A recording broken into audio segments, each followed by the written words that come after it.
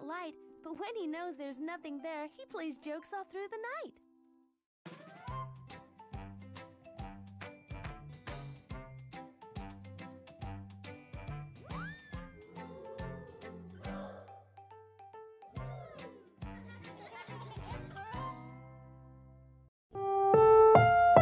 Ang susunod na programa ay rated PG. Patnubay at gabay ng magulang ay kailangan sa mga batang manonood.